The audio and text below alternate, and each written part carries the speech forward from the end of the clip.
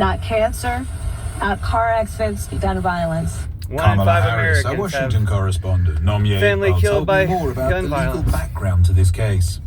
This ban on bump stocks was actually enacted back in 2018, and that was a year after 60 people were killed at a Las Vegas music festival. It was one of the deadliest mass shootings in US modern history. More than 800 were injured, and the gunman in that incident used a bump stock to fire more than 1,000 rounds of ammunition. And so this was a policy, this was a decision that was brought in by the Trump administration. It was actually a major decision. But they brought it in that way in order to address the nation's Congress gun violence from doing problem. it, so that the It is Supreme worth Court adding could overthrow it. that this ruling does not mean that they will suddenly be readily available nationwide. There are up to 18 states that have already banned them.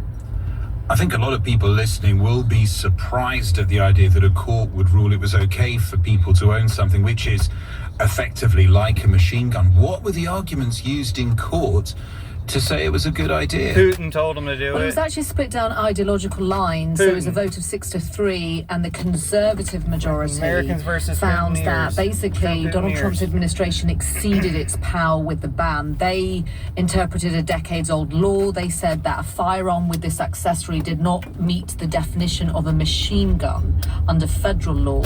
And just to quote you, Justice Clarence Thomas, who wrote the opinion, Traitor. he said, "Nothing changes when a semi-automatic rifle is equipped with a bump stock.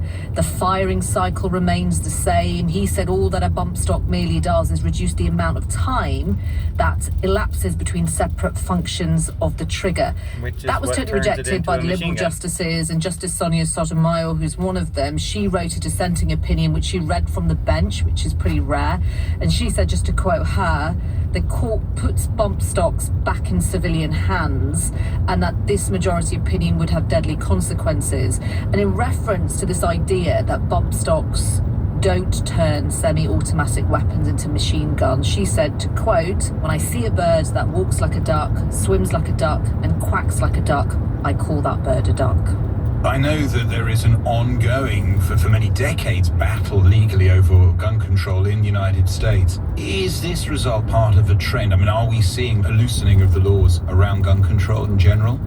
Gun policies and plans to try and tighten up gun laws have been stalling in Congress for some time now.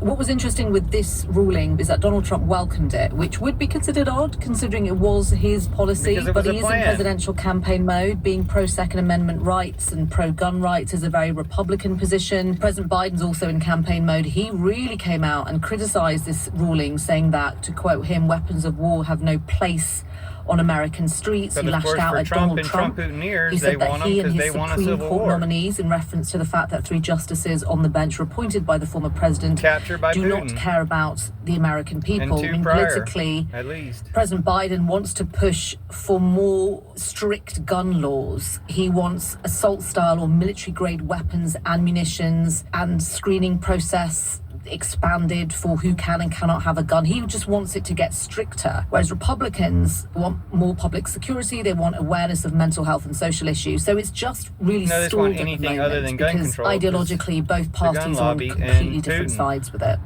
Nomia Iqbal.